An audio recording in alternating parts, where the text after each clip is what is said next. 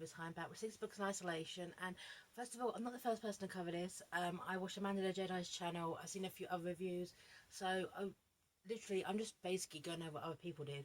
This book is an unholy mess, and I hated every word of it. Ready Player 2 by Ernest Cline. Okay, it was buy one get one half price. Okay, and I wanted one book, and so I thought, okay, throw it in. Okay, oh god, this book is a mess. Okay, right. Days after winning OASIS founders James Halliday's contest, Wade Watts makes a discovery that changes everything. Hidden within Halliday's vaults, waiting for his heir to find, as a technology advancement that will one day change the world and make the Oasis 1,000 times more wondrous and addictive that Wade dreamed possible. With it comes a new riddle and a new quest, a last Easter egg from Halliday hinted at a mysterious prize. An impossible powerful new rival awaits, one willing to kill millions to get what he wants. Wade's life and the future of the Oasis are again at stake, but this time the fate of humanity also hangs in the balance. Okay? Right. Okay, so what happens is, okay, sorry, let me just actually start. This is Wade. This is Wade all over. Okay? Right. Right. Now people no longer watch movies or television shows, they lived them. The people was no longer in the audience, now they were one of the stars. Say just being in the audience as a rock concert, now you could experience the concert as each member of your favourite band and be each one of them as they performed your favourite song. Okay, so with these Oni devices, the ONI, okay, devices, it's now you are physically in this world. But then there's like a bag, now you can feel, you can touch, you can eat, okay? And I like the fact, okay, it sounds just like Sword Art Online, because one, they actually want to get trapped in this digital world. It is Sword Art Online. Sword Art Online is actually mentioned, okay? Right. So, essentially, this, instead of being in the real world, you're now in the digital world, okay? Right. And Wade is such an arsehole. It's like he's learned nothing. The thing is I don't like about this book is that, as up with his predecessor, is that James Halliday was a recluse as an introvert, and he was into his fandoms. Hey, I am into my fandoms as well. Okay, look, my fandoms. Pokemon. I love Pokemon. Wizard of Oz. You go right behind me. I love my fandoms. But the fact is, he turns generations of children into him. Okay, to find his, exclusive prize. Okay, for the actual, for this world he created. Okay, and but the thing is that nothing new has been created. There's no art, there's no culture. Everyone is still kind of trapped with that these digital lives. Okay, this bit here. Marty McFly, I woke up exactly at 10:28 a.m. to the song "Back in Time" by Huey Lewis and the News. It was courtesy of my vintage flip clock radio, a Panasonic RC 6015, the model Marty owns in the film. I had it modified to play the same song as the same time Marty hears it after he made it back to the future. Right, okay. Made it back, that's, he wakes up with his stuff in his digital world, okay, basically reading someone's experiences. I mean, Back to the Future is my favourite film, okay, but I know I woke up, okay, at 10:28, okay, which I'm, okay, and, oh, this is the time, okay, that Marty McFly woke up after he went Back to the Future. Wasn't paying that much attention, okay, alright, but the fact is, he is now control of, this sphere, okay, and all he is doing is just fanboying out. He's such a prick. Right. GSS owned the media companies that owned the movie studios that held the rights to Back to the Future, Ghostbusters, Knight Rider, and Adventures of Buckaroo Banzai.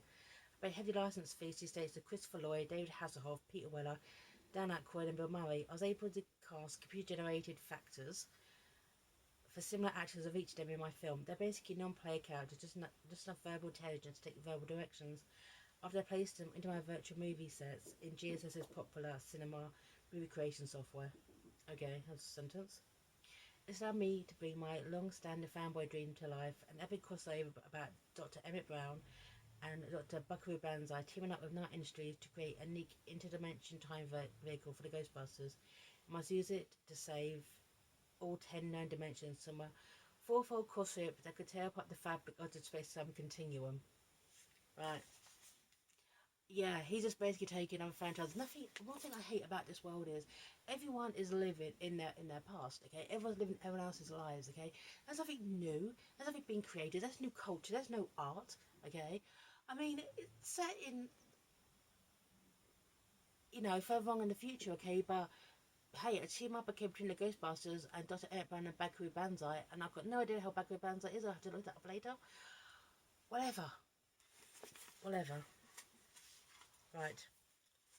But the thing is, when it comes to the ONI devices, a lot of this is done through Wade's perspective, and it's done through flashback, because the ONI is out there, and apart from the group he was with, okay, H, Sorrento, Samantha, and himself, Samantha totally refused, and I like the fact, okay, that do this flashback, not even a flashback, because it was recorded and he plays it back because he's stupid like that and he's weird like that. That's awful. Everything you say and do, okay, in someone's sphere, you can just play it back and relive it over and over again. Right. Right. Of course, I understand his potential, you idiot, Samantha shouts when she looks around the table, cries, have you ever watched The Matrix lately? Or Sword Art Online? Plugging your brain and your nervous system directly into computer simulation is never a good idea. We're talking about giving complete control of our minds to a machine, turn ourselves into cyborgs. Okay? Because this is something that Halliday never released, and now Oggs has turned it over to the company. And, right. And the fact is that in the first book, Wade was a prick. He was a fanboy prick, okay? But he was the lovable loser, okay? You kind of wanted him to succeed, okay? Because it was him against the, big conglomerates. But the thing of the case is, he doesn't stop being an absolute arsehole. And he actually becomes what he tried to, well, basically he destroyed, okay? So about the money or his fanboy dreams. He hasn't really learned anything. He's in control of everything. Right, I mean, you got everyone out, okay, doing basically world tours, trying to do something, okay, with the money that they have. But Wade, no. Okay, he's just been an almighty entitled prick, okay? Right. It makes sense in hindsight. The moment I inherited Halliday's fortune, I'm no longer the scrappy underdog from the stacks doing heroic battle with the Sixers.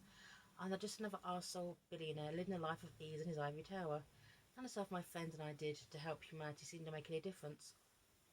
My detractors in the media began to refer to my avatar as Parvinal instead of Parzival. Why the less pretentious garden variety arseholes online instead chose to adopt the IROC's old nickname for me, Penisville. Things got really bad when a Proust-Amma music group called Tapioca Shindig released a song titled Sixer Filleting Punk, which used an auto-tune soundbite from a live POV broadcast I made during the Battle of Castle Wanarak. I publicly declared to the world that if I find Halliday's Easter egg, right, I hereby vow to split my wings equally with Artemis H and Shoto. If I'm lying, I should be branded as a gutless Sixer punk. But you took one last part of the lyrics, okay, over and over again. And so we sued and bankrupted him, so they're just ignoring it. Okay, he basically, because he has Halliday's anorak powers, okay, he can basically go through the Oasis and not be detected. Okay, he's literally like the lord of the Oasis, so he can just go in there and eavesdrop on people's conversations. He can basically just sit there and be in a voyeur on someone else's experiences. He's that much of a prick. He's that much of a prick. Okay, right. But anyway, everyone's moving on with their lives. Okay, H, well, Helen, right? Um, she's getting married. Shoto's going to become a father. Okay, and Samantha broke up with him and is just going to like tour the world. Right, right. Let's be here. It's hard to believe, okay, that Shoto will be a father in a few months at a young age. I'm concerned for him. I know it. Why? It wasn't like he wouldn't be able to afford to send little data to a good school. I didn't understand that why such a big hurry until he sat me down and explained to me. Japan was in the midst of an underpopulation crisis because so many citizens had opted to stop having children over the past few decades. As the country's wealthiest and most famous young couple, he and Kiki felt obligated to lead by example and reproduce as quickly as possible. But he had. And after little data arrived, they planned to start working on little Shoto as little Kiki. Okay, so everyone's moving on with their lives, but he is literally trapped in his ivory tower playing with his toys until he gets this another Easter egg from Halliday. Okay, basically the 7 shards for the 7 sirens. Okay, right.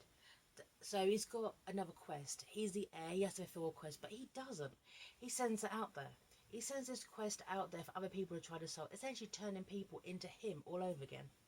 Okay, as he was a fanboy obsessed with Halliday, And he does basically, you do it and you get $1 billion, which everyone be after that. Okay, for clues. No, yes, he will solve the riddle. Okay, but he will get other people to put the grunt work in for him. Right. It's instead of just, hey, I got a new quest, let's go battle. It's, I'm gonna sit here and play with my wonderful toys, while other people turn into Halliday by extension of me. Okay, whilst I do a crossover with the Ghostbusters and Knight Rider. Right, and the thing is, he gets his first clue. Okay, right, by a woman called Skylar. Right, this bit here.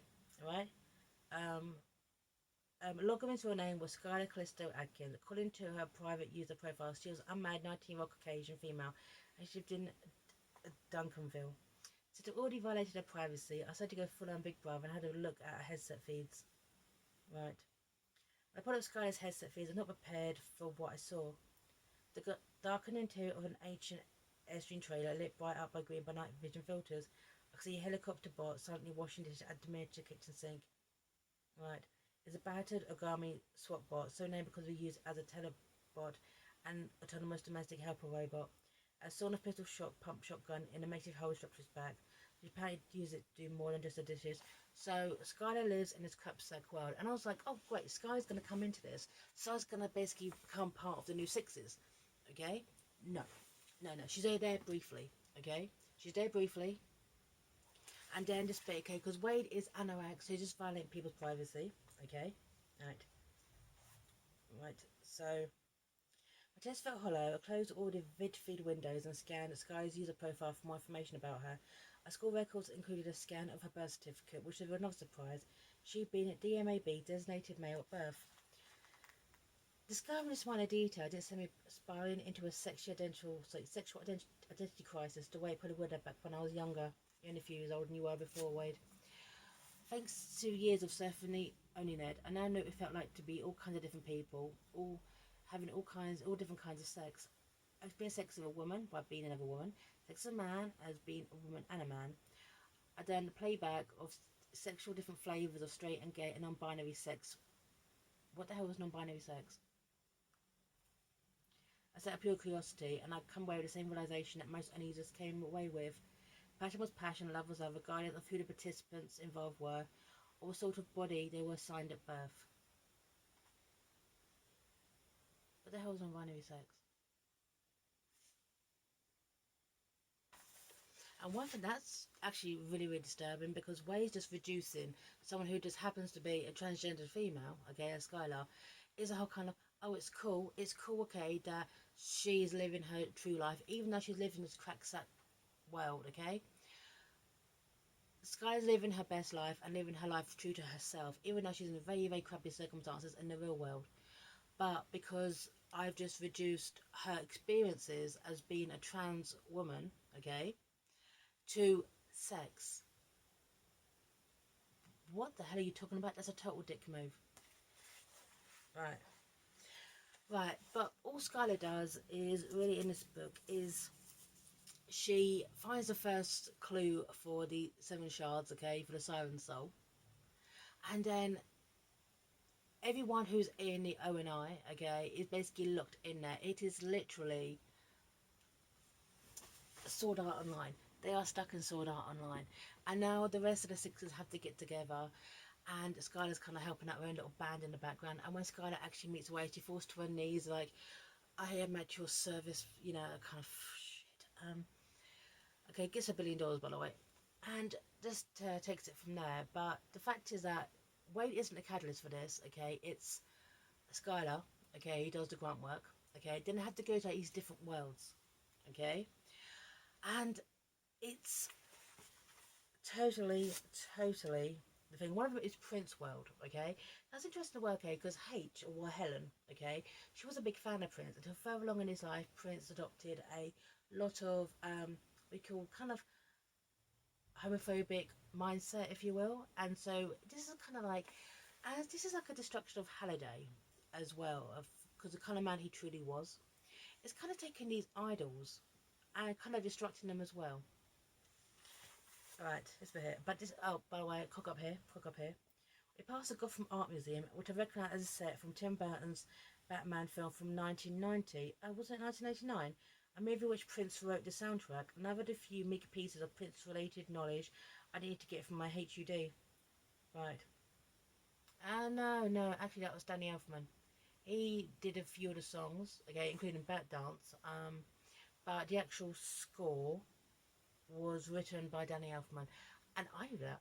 I actually knew that because I got the album. Good album. Hey, I was 10 when I heard it. It was the first Danny Elfman I ever heard. Right. So cook up there, just saying. So, and one of them, okay, is John Hughes' World, okay, and I love my John Hughes, okay. I like Some Kind of Wonderful, and she's having a baby. So it goes to all these worlds, and it's kind of like deconstructing them, okay.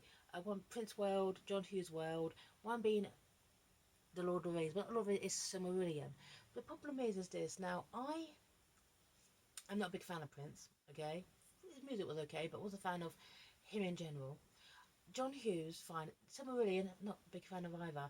You're taking franchises which are pretty well known, but I started just feeling really, really confused. It's like, why the hell am I supposed to care about any of this? Okay, you live like this fanboy dream, okay, being on like a John Hughes planet, right? Right, and you couldn't resist. You couldn't resist because obviously the spheres changed. Here, right. It's when okay, they go into Silmarillion world, okay, or the first age of J.R.R. Tolkien's Middle Earth.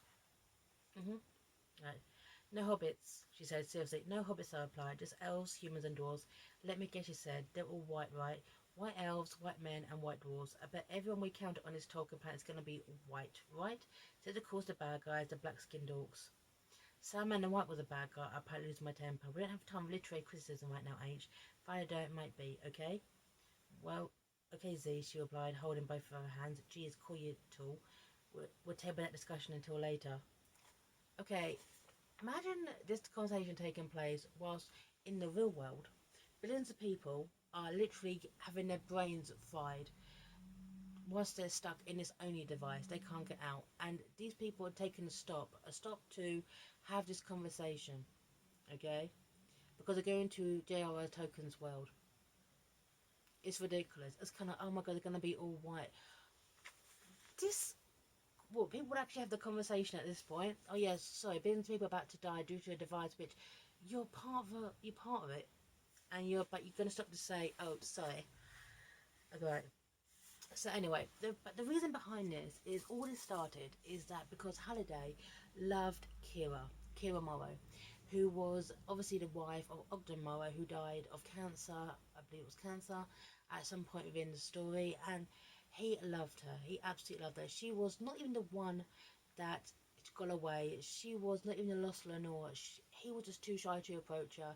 She met Og, married Og, and the fact that her brain, without her permission, was downloaded. She was basically the prototype for the ONI device, okay? Her digital self was downloaded into a computer where it's been ever since. She's like the silent soul, bringing all these pieces back together. It was done without her consent, without her permission. She's been dead for several years. It's disgusting, okay? This is absolutely despicable, okay? It's a whole kind of, who owns your digital self. This is really, really a deconstruction of Halliday, because Halliday was a pricking as well, and hey, so is Wade, right? And right. He immediately used it to make a bootleg copy of his best friend's wife, Artemis said, without her permission. She nodded. That's how I was created, Lukosha said. I was the world's first stable artificial intelligence. I guess I still am. She cast her eyes downwards and bit her lower lip. After James woke me up inside a standalone simulation, said he could talk to me. It didn't take long to figure out where I was and what I was. And then I really lost it. I was furious with James for copying my mind. He kills mum without her knowledge. She shook her head. Eventually got Jim to know that I was exactly the same person that like Kira had been in that moment. He copied her mind, which meant I was mad in love with Ogden. I always would be, even if I could never be with him again. What did Halliday say when you told him that? Artemis asked. He didn't understand that, she said. It's always hard to get through to Jim with words. We started using O&I to play back my memories, the ultimate invasion of my privacy, but strangely enough, that was what Jim finally allowed what failing allowed him to understand me and see me as a person, so some trophies never able to win. He told me that seeing the world in himself in my eyes what made him finally understand how broken he was inside. It'd given him something he'd always been lacking, empathy, that he was horrified by what he'd done. He saw himself as a monster. He apologised to me. It was offered to make it up to me. So, playing back memories to what? Get this digital Kira, because the real Kira's gone, to fall in love with you. There you are, prick. You are a prick.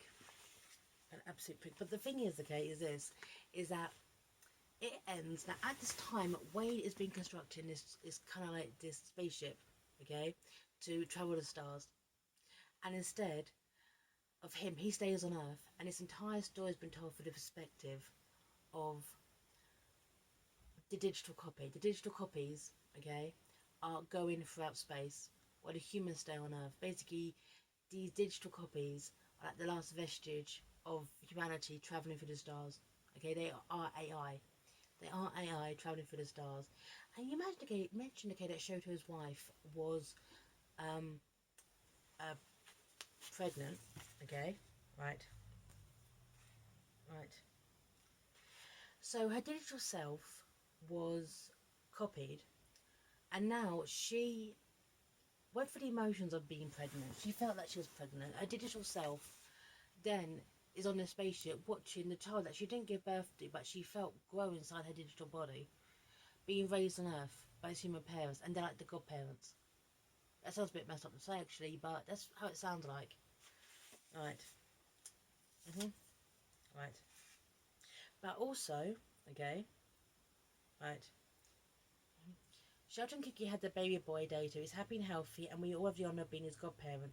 Sheldon Kiki sends us new photos of their son each week. By a digital copy of Shoto and Kiki are on the ship watching that from afar. They're the godparents. That's stupid. And also, in the end, that Samantha, or, well, Artemis, was, who didn't like the only device, had a little bit of a change of heart. Okay? Right. Right. As all she told me, obviously told Wade, this technology does make a lot of people's lives infinitely better, and that would be without it. People like Logarim and my grandmother, and it sure saves people's lives. It saves everything about who they were forever. I have my grandma back, and she has me back. It's a miracle. I'm grateful for it every day. Then, because she's the sweetest and the coolest, Samantha added, and your stubbornness helped make that happen possible. So thank you. I accept that Wade. I thank Wade all the time, but you deserve at least half the credit. Right.